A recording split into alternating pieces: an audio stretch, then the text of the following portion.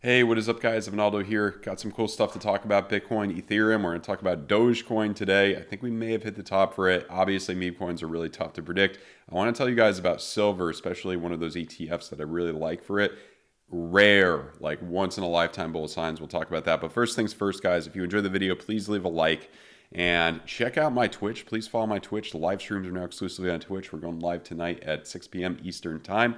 And also, if you're interested in trading free $100 USDT position with my link down below on BITGET, if you already have an account, you can create a new one. The details are right here with the link. You need a VPN if you're in the US, so check that out. And let's get right into it. Also, please sign up for the, if you're interested in the exclusive Discord, on my trade entries, take profit, stop losses. Link in description below, patreon.com/Evanaldo. We've had a really good September. October was very good as well. Hopefully this month will be good as well. Got a few trades open in there. Things have been so sideways, so no outcomes yet, but I think they're going to do really well. So if you're interested, link down below.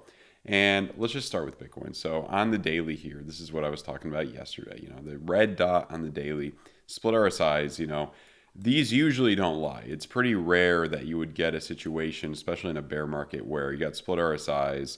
Even with the daily coming into the green, usually it's the opposite. The green is more coming into the green. You want to look to short rather than look to long when you're in the bull market.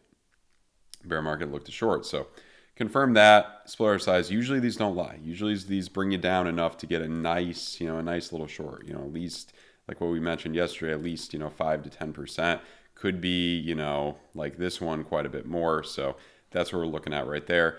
In terms of some of the higher time frames, the 2-day is coming down with the VWAP, getting a bit. Even in the bull market, look at, you didn't see when you were at this point, even in the bull market, you didn't get too much higher before you hit the top there. So we could be, getting towards the top of this little rally. I think, if we come up to 22, 23K, I believe your 200 weekly moving average is up there. That's going to be a huge point. That's going to be the next big point if we break up higher. We might, who knows, we've been really sideways in this area for a while. We'll see what happens. Back here, though, it would be, that would be the case if you're going back into a bull market. I really don't see that happening. I think best case scenario, you're going to kind of stay sideways in this range, either until kind of like to compare kind of like a 2015 scenario. If we go back all the way here, it's kind of last time we were that sideways, the whole year essentially, or at least the first 8 months, towards the end of the year, first 10 months of 2015, just a long accumulation phase. I think that could happen. Also, Kevin O'Leary was talking about, generally being sideways until regulation comes out. I think that absolutely could happen. So we may be in this range for a while longer. The good thing, though, is, getting into Bitcoin, Ethereum now, I think, like I was mentioning yesterday, I think this is a really good accumulation phase for what would be probably next 6 to 12 months, as long as we stay in the red on the 12-day to just DCA in, for the next 6 to 12 months for a long-term thing. I think it's an excellent accumulation area.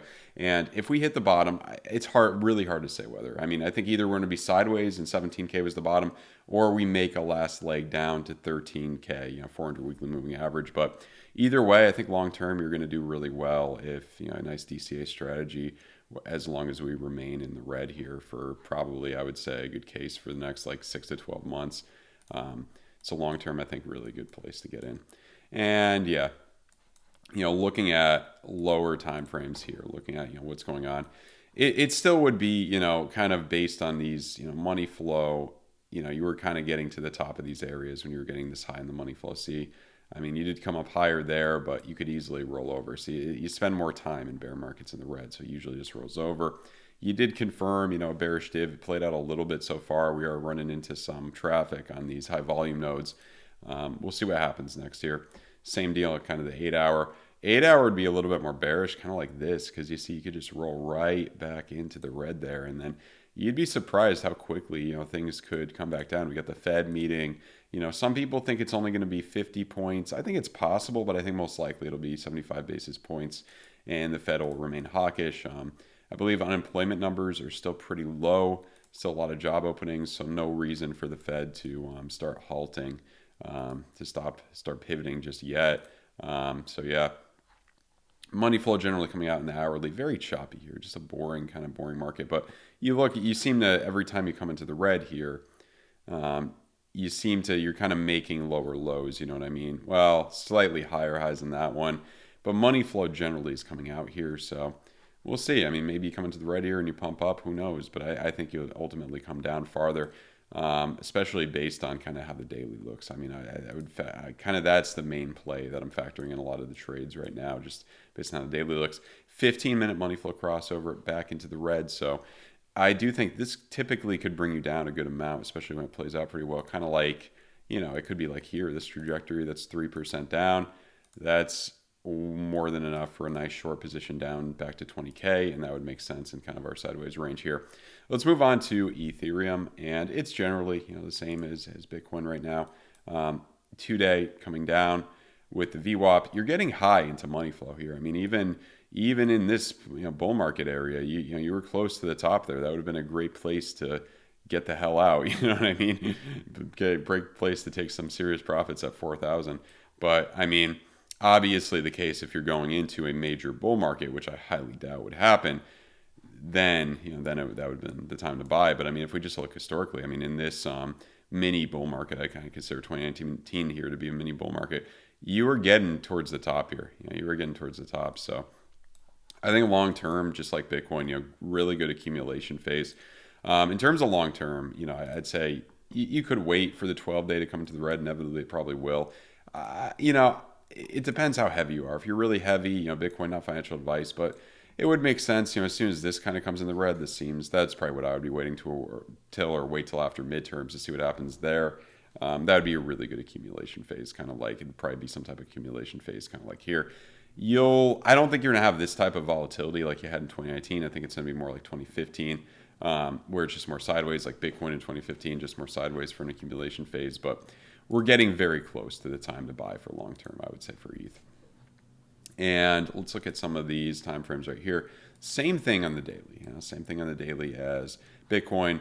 Seems like money flow just generally is coming out here. This was a big jump. I feel like you kind of have to start coming down a bit here. And same deal with the 12 hours. It's kind of the same as Bitcoin. Pretty high with the green here. If it's like this, you're coming right back down. We'll see what happens, but you're just gonna, that's a 34% drop down. ETH is volatile. Yeah. But 34% down, it's back to 1,000. It's possible, absolutely possible, especially after midterms. Fed stays hawkish. You do have the blood diamond on the 3-hour.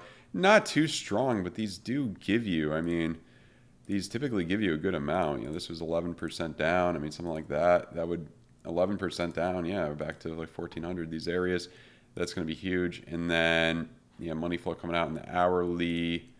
So yeah, it's taken a while for the trades to kind of have an outcome here, just really sideways, but patience usually gets the rewards. Let's look at Doge. So thing with Doge right here that we want to look for, especially, and I think I learned this from Jason Casper, which you want to look for a bearish div while money flow is coming out, kind of on the 4-hour or above, to catch tops on things that are going hyperbolic.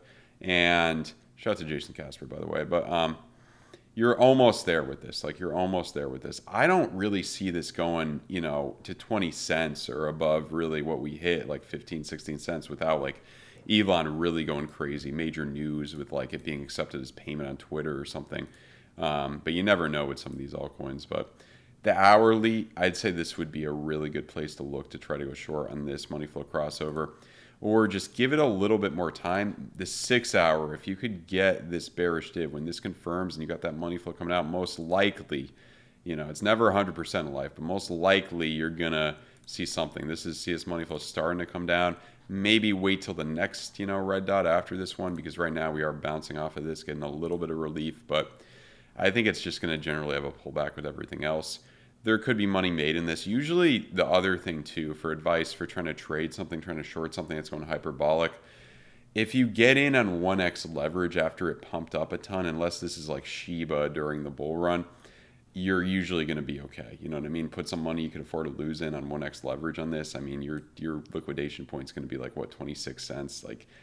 I don't think it's going that high. That would be, you're just going to pump up another 85%. I doubt it. Pretty unlikely.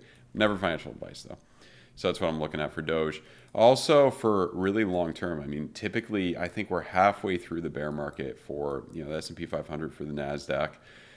Very extremely bearish sign. Bullish div on your, and this is a leverage silver. This is a fund I've been playing around with. rare bullish sign here, money flow coming up. It doesn't get much more bullish than this. It does confirm in 29 days. Maybe it could go away if we drop down more.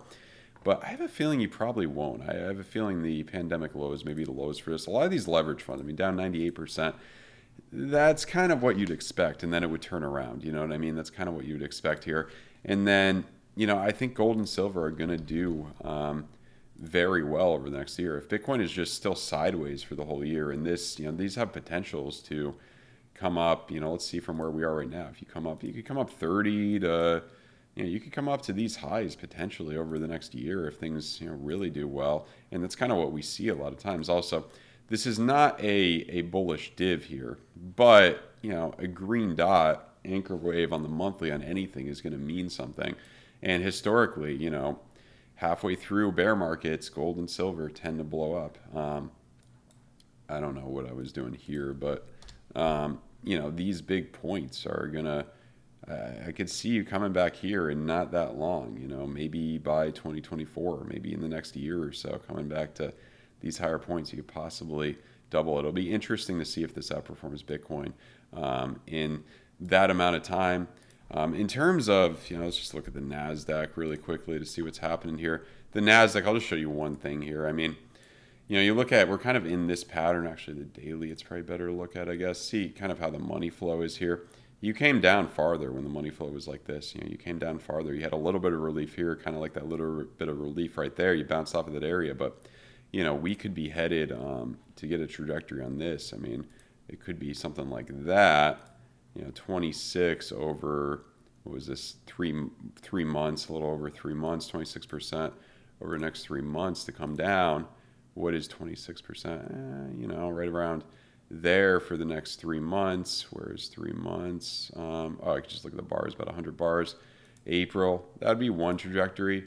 I think you may come a little bit farther, but, I think you're going to kind of repeat, something like this coming down to possibly these points. I mean, what would that correction be from the top? You could absolutely come close down to 60% here. I don't think it's going to be as bad with the S&P 500, but you could absolutely repeat something like this, bottom out. I don't think it's going to be that late, like December, but, September, these areas, Q2, Q3, 2023, depends how long it takes, but that's what I'm looking at for NASDAQ. All right, guys, if you enjoyed the video, please leave a thumbs up. Check out the exclusive Discord, link in the description below. Check out my Twitch, most importantly, tonight, 6 p.m. Eastern time. We have a lot of fun on the streams. They do really well. And BITGET right here, $100 free USDT position only with my link down below. All right, guys, have a good one. Goodbye.